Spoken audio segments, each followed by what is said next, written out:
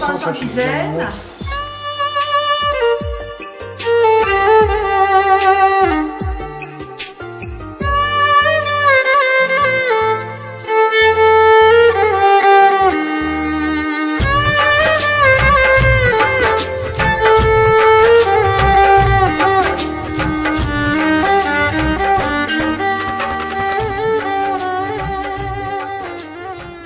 Bonjour à tous, merci d'être venus à cet atelier sur le lâcher-prise. Donc aujourd'hui je vais vous présenter qu'est-ce que c'est que le lâcher-prise avec 3 objectifs principaux. Donc qu'est-ce que le lâcher-prise, pourquoi ensuite nous avons la difficulté à lâcher-prise, pourquoi il y a des raisons. Et ensuite quels sont les moyens. Bonjour, je m'appelle Maud Albertini, je suis venue au développement personnel suite à une grande réflexion. Au départ j'étais enseignante de yoga. Et alors, le yoga, à un moment donné, je suis arrivée à une espèce de plafond, quelque chose qui ne bougeait plus, qui ne me satisfaisait plus. Et je suis venue, par un hasard qui n'en est pas un, à tomber sur une ouverture dans le monde de l'esprit par une école qui s'appelle Écoute ton corps, dirigée par l'esprit, qu'elle a fondée depuis 1982. Et je suis tombée vraiment en amour avec cette école. Ça m'a vraiment permis de comprendre des choses sur moi, sur des blocages que j'avais.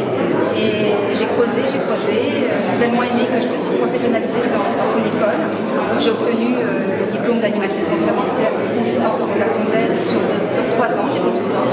Et puis après, ça m'a beaucoup aidé dans l'enseignement du yoga. Je crois en force de l'amour. Hein?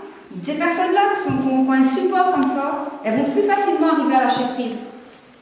Elles vont se dire, je demande à mon maître intérieur, à l'univers de m'aider à régler ça, puis elles vont lâcher, parce qu'elles savent qu'elles ne sont pas toutes seules avec ça.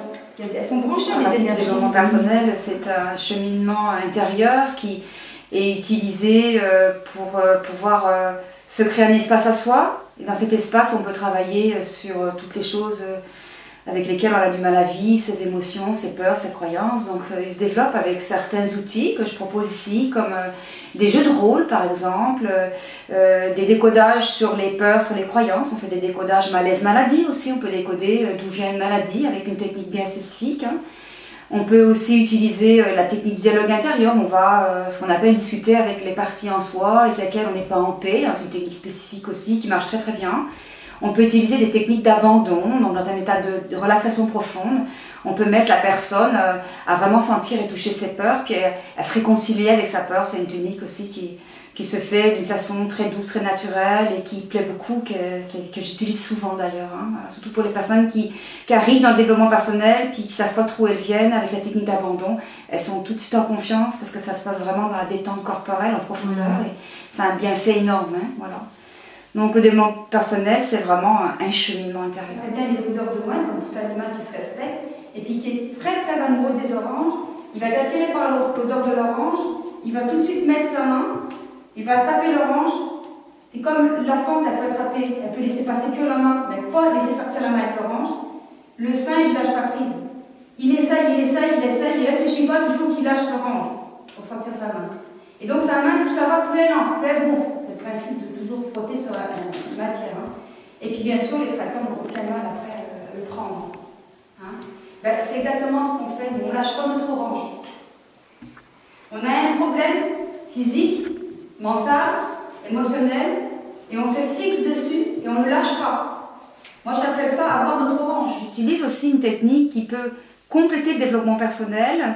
Si quelquefois j'ai des petites interrogations, des petits manques, hein, c'est de la numérologie. Hein, je suis donc une professionnelle de la numérologie. Je monte des thèmes et là j'ai des réponses extraordinaires. Non seulement sur les capacités de la personne, sur ses dons, sur ses potentialités qu'elle souvent elle ignore. Moi je les vois avec la numérologie, avec sa numérologie. Et je vais aussi voir quelles sont ses difficultés, d'où viennent ses blessures. On peut répondre à ça avec cette démarche-là.